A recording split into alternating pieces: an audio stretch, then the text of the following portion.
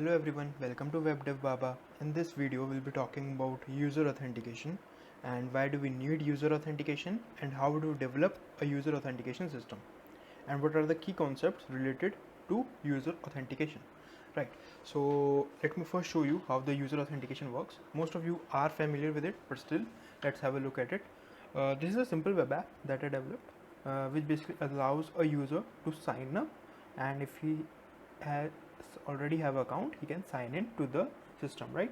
So if he has already has an account, he can click on already a user sign in, and he can do sign up stuff. So let's first create a user and then see how the things work. So let's say we are creating a test user, so let's say test, and his email is test@test.com. let's say his password is, let's have a strong password, let's say PASS123. let's say his mobile number is 123456789 and 0. His address is test address and his zip code is 123456, right? So if I click on the sign up button, my user is created and I am giving a prompt that user created, successfully created, and you can log in. My details are already filled, but suppose these are correct details. So if I click on the sign in button, 1 2 3 go. Okay, cool. So when I click on the sign in button, what happened is this is a simple page. As I told you, this is a simple web app, nothing happening right here. So we have my name as this is the number, this is my email, this is the zip code that I entered, and this is my address, right? So this is how the user authentication works. You have seen all this authentication in Facebook, in Google, right? Everywhere. But how actually the things happen in the backend? Let's have a look at that right now. So we are using MongoDB as the backend database for user authentication. Any database can be used, right? So in particular for this case, I have used MongoDB. So now I want you to take a closer look at this. This is actually the data. This is actually the user that we created, right? So see, we created a test user. So it's test address 1234, and you can see here there is no password, right? So as developers, we never store our passwords, the user passwords, in a string format into the database, right? We actually convert it, we actually encrypt it. So this is so the user authentication is basically a part of encryption decryption, right? So the password that I enter, that is PASS123, that is pass123, that is actually changed, and some encryption algorithm has worked upon that, and from that encryption algorithm, what we end up getting was a token and a key, and we are saving that token and key in the backend, not the password, not the exact password.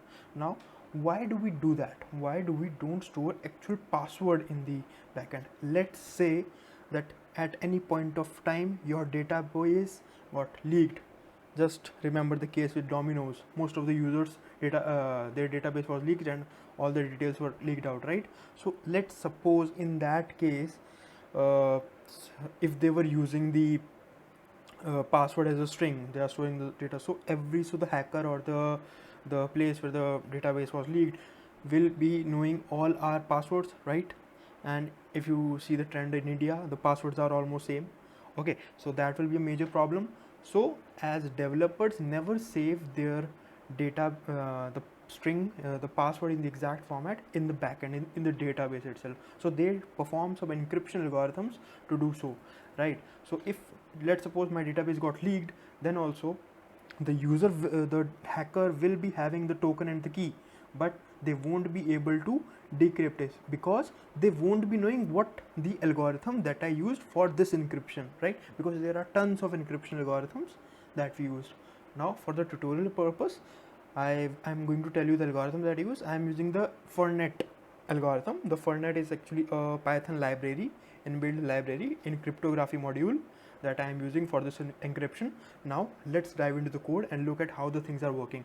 Now we are here using the front end that you saw was in Vue.js. This front end is in Vue.js. The backend is actually handled by the Django REST framework, that is Django plus Django REST framework. Django REST framework is handling the API side, and the database, as you have seen, is the MongoDB Atlas. MongoDB Atlas because it's a cloud storage database, right? So let's look at the code. So I'll be directly talking about the authentication part, right? So for the authentication part, we are having an encryption.py file which basically has the handles all the encryption related things, right? So as I've told you that I'm using Fernet as my encryption algorithm. So this is, and that Fernet is actually in the cryptography module, right? So from cryptography module I am importing Fernet, and whenever a new user is created, this function is called, that is get key and token that we were storing in the database, right? And so we don't actually have to take a closer look at the algorithm itself, because it's, so first we are creating a key. Now this key is very important because this key is unique to every call, right? So this is a random key generation that is happening actually, right? So Fernet.generate key creates a random bytes key, right? And from that key we are actually encoding the password, that is the message that we received. We are encoding that, and we are encrypting that with the key, with the random generated key that Fernet has developed, right? And then we are returning the key and token because those were generated. Now when a user enters a password in the backend, and let's say the password 123 was typed, we are getting the decryption key, that is, now we are decrypting with the token and the key the original password. Let's say if that password match, that is, after decryption my password 123 and the password that we received after decryption of the token and the key that we stored actually in the database, we use that. And if those two matches, then our password is actually same, and then we are returning true, else we are returning false. So this is basically all the algorithm that is happening. So this is basically a key. Let me copy it so that you can see it more clearly, right? So a key is in this format, sorry, a key is in this format, and a token is in this format. So this is basically a token. So these are actually bytes, these are not strings, these are bytes. A Python, if you print a type, I don't know if I've printed it, but it's a bytes class. Basically it's a it's 32 bits representation that we are looking at. So as you can see in the database also, it shows us that it's a binary format, right? So this is how the things are happening with the authentication. Now if you look at what's happening in the backend, or more prominently what happens when I click buttons, like when a sign up button is clicked, we received a AJAX call or a REST request at the sign up function, because we are using Django REST framework. So that's how it all works. So I'm just telling you the algorithm, how the things will be working if in your language. And if you want a particular tutorial on Django REST framework, or like all the code that I did, how I did a step-by-step things, then please do drop in the comment box. I'll be responding according to that, right? So what happens is, we receive a request at a backend. The backend parts the data, that is the user form that the user have filled, that is the address, the zip code, all that thing, and from that we call a get user. So get user will give us the, so now let's look at the sign up process. When a user clicks on sign up, we have to check two cases: whether the user exists or whether the user does not exist. If the user does exist, we have to show the error that he already exists. That case is already handled in this code. So let me show you. So let's say I have some user, let's say test@test.com.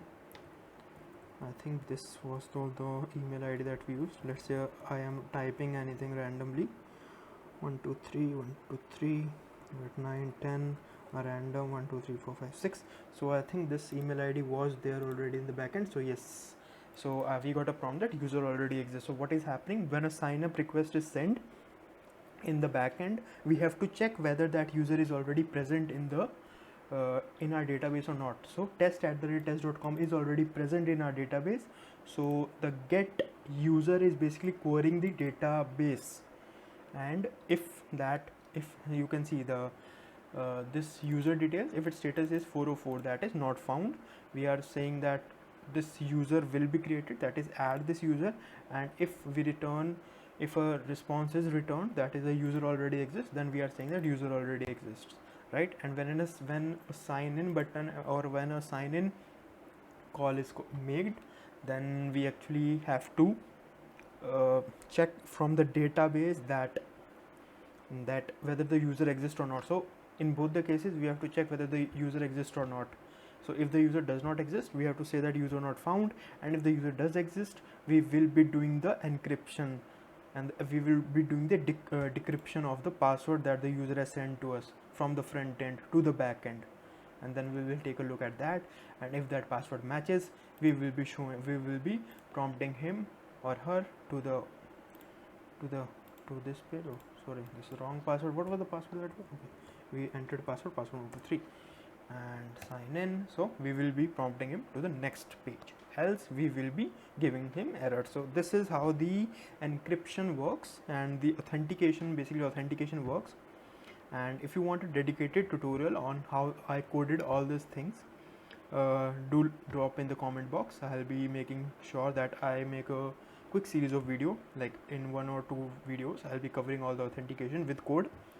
And if you have a particular language or a tech stack that you want me to code in, I'll be coding in that as well, no problems. I do know a lot of languages, so no problems with that, right? So if you do like the video, do hit the like button. And if you are waiting for some great web development concepts or a good language tutorials on web development, this is a right place for you. You can do subscribe to my channel. I'll be uploading videos actively on this channel and making sure that you know major concepts of the web development, and you can start your web development journey as soon as possible, right? So thank you guys, see you next time, bye bye.